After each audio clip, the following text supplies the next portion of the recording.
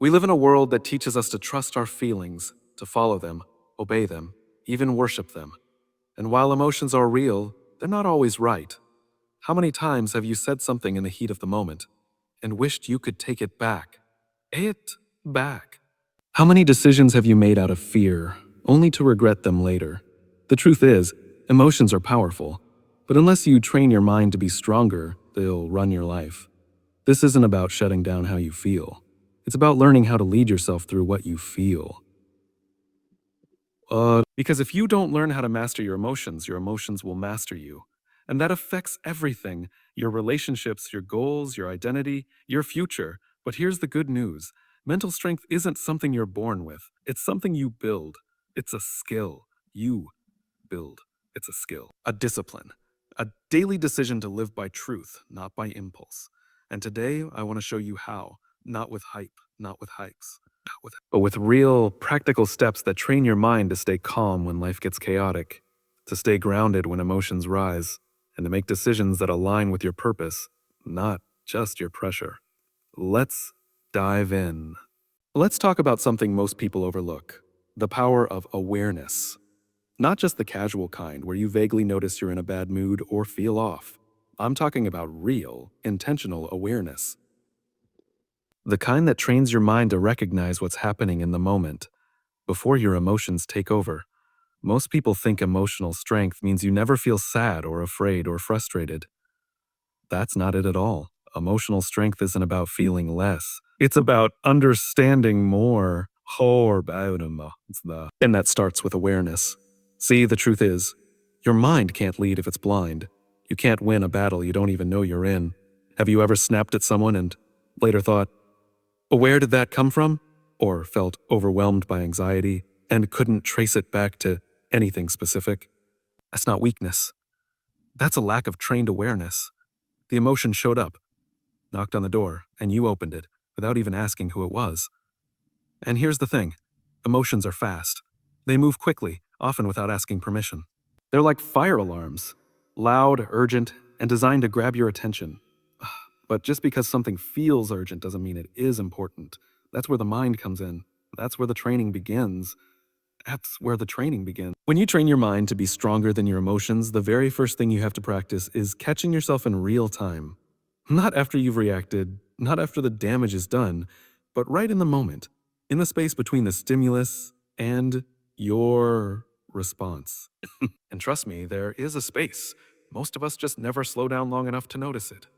That tiny pause is where your power lives, and awareness is what makes that pause possible. Here's how it works. Let's say someone criticizes you. Your default emotion might be anger or defensiveness. Huh. That's the raw reaction, but if you've trained your awareness, you'll feel that anger rising, and instead of letting it run wild, you'll recognize it. You'll name it. This is anger. I feel threatened. I feel misunderstood. And suddenly, that emotion starts losing its grip. Why? Because once you name it, you start to tame it. It's like flipping on a light in a dark room. When you're unaware, your emotions are in control. But when you become aware, really aware, your mind takes the wheel. You're not denying the emotion. You're not shoving it down. You're observing it. You're observing it.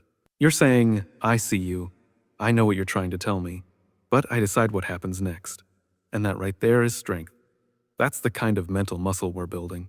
Not denial, not suppression, but awareness so strong it creates space for intention. Now, I want to be clear. This doesn't happen overnight. Awareness isn't an instant switch. It's a habit. It's something you build with time, repetition, and grace for yourself. You're going to mess up. You're going to mess up. You're going to react sometimes before you remember to pause. That's okay. What matters is that you start paying attention. Start noticing your patterns. What triggers you? What are the first signs your emotions are taking the lead? The goal isn't to control every emotion. The goal is to know them so well that they stop controlling you. They stop controlling you. And sometimes awareness means going deeper. Sometimes it means asking the uncomfortable questions. Why do I always react this way? What am I really afraid of? Who am I trying to prove something to? These aren't easy questions, but they lead to powerful answers. Answers that bring clarity. And clarity is the foundation of mental strength. Every time you choose to notice instead of react, to pause instead of explode, to reflect instead of spiral. You're training your mind. You're building the strength to lead yourself instead of being led by whatever feeling happens to show up. So, if you're serious about becoming stronger than your emotions, don't skip this step. Don't rush past the awareness. It's not the flashy part, it's not the dramatic part, but it's the most important part.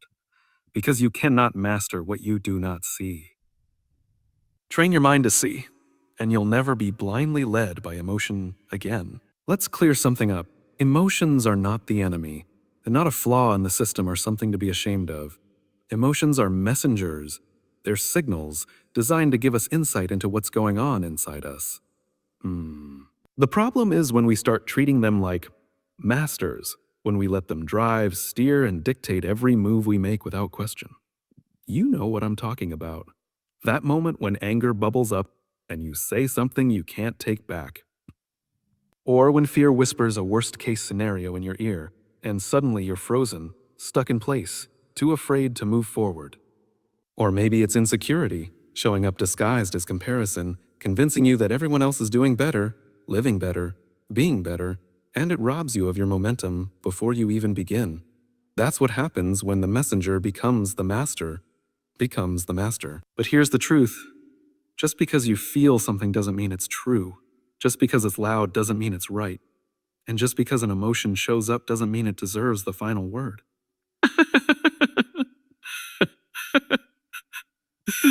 See, your emotions are like internal alerts. They're saying, hey, pay attention. That's it. That's their job, and they're good at it. But your mind is the part of you that decides what to do with that alert.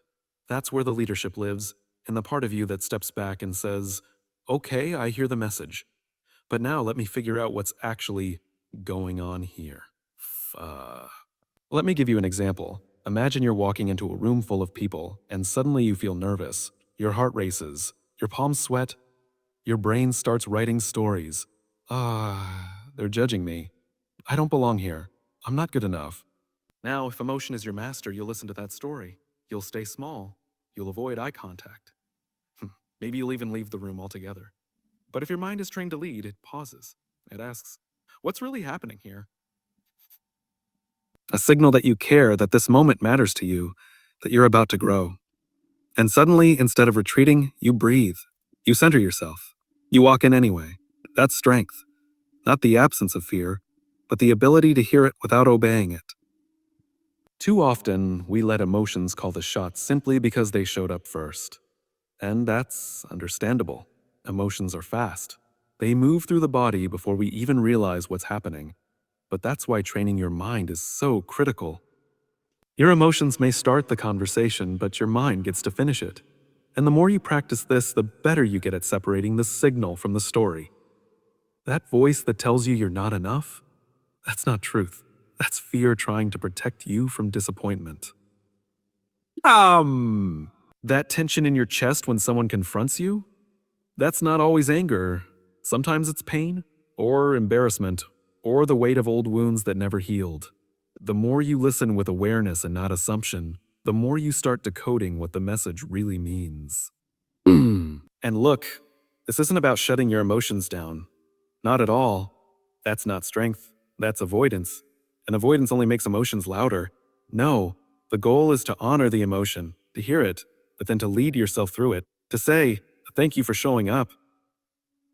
Thank you for the warning. But I'm going to choose my next step intentionally, not emotionally, when you get to that point. When your emotions still rise, but they don't rule, you're operating from a place of true strength. Because now you're not reactive. You're responsive. And there's a massive difference between those two. Reactivity is emotional. Response is intentional. You were never meant to be ruled by your feelings. You were meant to be informed by them, but led by your vision. And your vision can't thrive in chaos. It needs a calm, clear voice at the helm. That voice is your trained mind. That's what you're building every time you pause instead of lash out. Every time you question the fear instead of submit to it. Every time you sit with discomfort long enough to hear what it's really trying to say. That's what separates the ones who crumble under pressure from the ones who rise through it. Not fewer emotions, just stronger leadership within.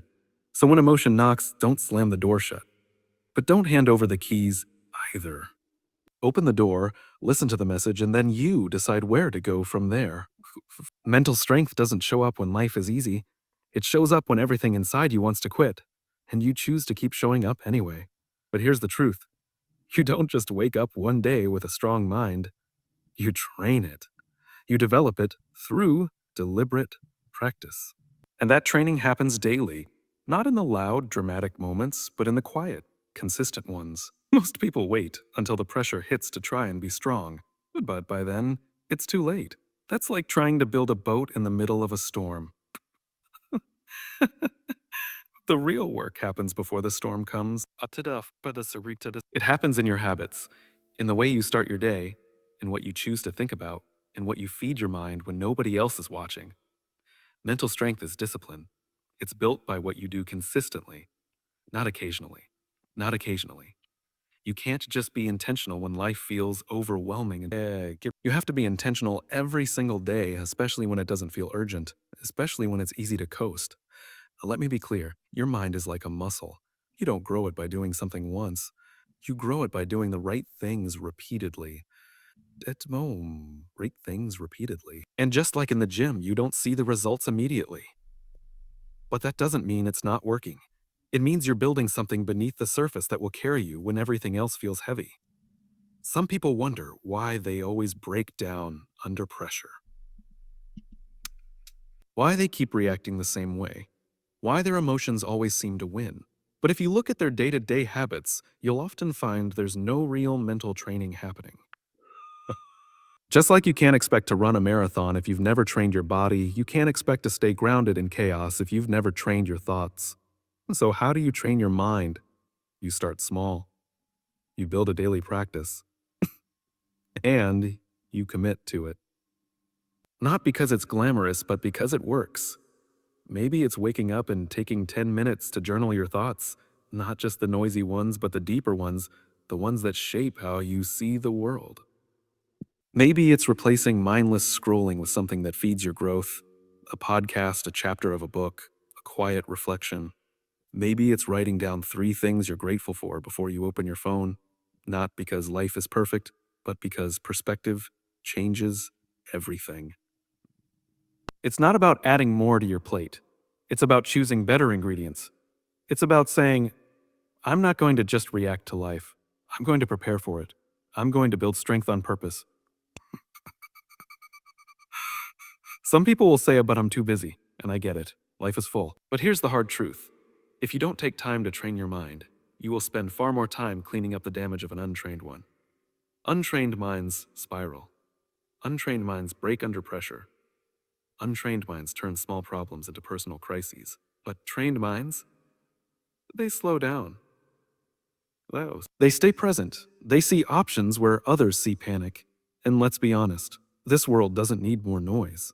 It needs more clarity. It needs people who are grounded. People who don't just chase the next emotional high or collapse with every low. It needs people who lead themselves well so they can lead others. That starts with discipline. That starts with what you do when no one's watching. That starts with the conversations you have with yourself. The ones where you tell your mind what kind of person you're becoming. And then you back it up with action. Because training your mind isn't about perfection. It's about pattern. It's about showing up again and again, even when you don't feel like it. It's about proving to yourself that your emotions don't run the show. You do. And over time, you'll notice something start to shift. You'll be in a tough situation, and instead of panicking, you'll breathe. You'll face rejection, and instead of spiraling, you'll reflect. You'll hear that old voice of self-doubt, and instead of believing it, you'll challenge it. That doesn't happen by accident. That happens because you've been training. So if you want your mind to be stronger than your emotions, don't just wait for the next breakdown to try and be strong. Start today. Start now. Build the discipline. Choose the practices that shape who you are becoming. Be intentional, not occasionally, but daily. Because what you do consistently will always outweigh what you do emotionally. Let's talk about one of the most powerful shifts you can ever make in your life. The shift from reaction to response. It may sound simple, but it changes everything. Because the truth is, Most people live their lives reacting to emotions, reacting to stress, reacting to other people's words, moods, energy, and when you're constantly reacting, you're not in control, your emotions are. Think about it. Someone cuts you off in traffic. You explode. Someone criticizes you. You shut down. You get rejected. You spiral. That's reaction. It's fast, it's emotional, and most of the time it's regrettable. But response is different. Response is intentional. Response is thoughtful. Response comes from a place of strength, not impulse. And here's the key. That difference between reacting and responding lies in just one thing. The pause. That tiny, often invisible space between what happens to you and what you choose to do next. That pause is where the battle is won or lost. That's where mental strength lives. Lives. Kahe is not in avoiding emotion, but in mastering the gap between emotion and action. But most people never stop long enough to find that space. They feel something and they follow it. Feel angry? Yell? Feel hurt? Withdraw. Feel anxious? Quit? It becomes automatic. They've done it so many times, they don't even realize it's a pattern anymore. But when you start training your mind, like we've already talked about, you begin to notice that space. You start to recognize the feeling before it becomes a reaction. You start to understand what's happening inside of you before it controls what's happening around you. That's response. And it's not weak. It's not passive. In fact, it's one of the strongest, most courageous things you can do. To feel something deeply and still choose wisely. Actually, let me give you an example. Let's say you're in a conversation and someone says something that strikes a nerve. Instantly, you feel it. That heat. That pressure building up in your chest. The voice in your head screaming, say something. Don't let them get away with that. That's your emotion trying to get you to react. And that's completely normal. But now you've got a choice. Do you snap back? Do you try to win the moment?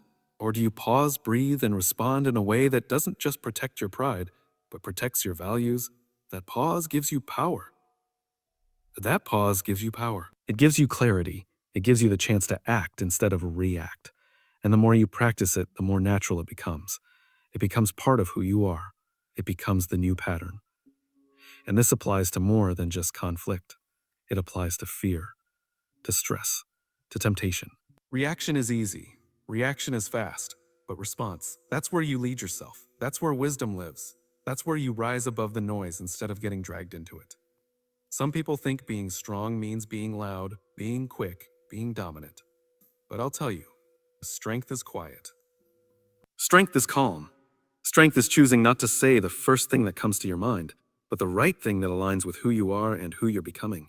And look, this isn't about being emotionless. It's not about ignoring how you feel. It's about learning to sit with your emotion long enough to make sure it's not making decisions for you. Because when you react, emotion leads. But when you respond, you lead. Over time, that's how you build trust with yourself and with others. Because people begin to notice that you're not easily shaken. You're not tossed around by every mood, every insult, every inconvenience. You become steady, grounded, reliable. And that starts with a simple but powerful choice to pause, to create space between what you feel and what you do. You do. You want to train your mind to be stronger than your emotions? Start with this. Start with the pause. Start with the awareness that just because something triggered you doesn't mean it has to control you. You are not a slave to the first feeling that shows up. You get to decide. You get to decide. So next time you feel the urge to react, stop, breathe, listen, and then respond like the person you're becoming, not the person you've always been. Because power isn't found in the first emotion. It's found in the choice that comes after it. And you're not weak because you feel deeply. You're human. But you don't have to be led by every feeling that comes your way. You have something stronger inside you. A mind that can rise above the chaos. A will that can choose discipline over impulse. And a purpose that's bigger than any passing emotion. This isn't about becoming perfect. It's about becoming aware. It's about becoming aware. It's about showing up every day and saying, my emotions may speak, but they don't get to decide. It's about building the kind of inner strength that doesn't just react. It responds with clarity, with confidence, with character. Because when your mind is trained, when it's calm, focused, disciplined, no emotion, no setback, no storm can shake who you are, that's when you stop being pulled by every wave and start standing like an anchor in the middle of it. So train your mind, not just when life is loud, but especially when it's quiet. Do the work when no one's watching. Because the real battles, they're not out there. They're in here. And when you win that battle, you don't just change your mindset, you change your life. You were made for more than emotional survival. You were made to lead yourself first, and then the world around you.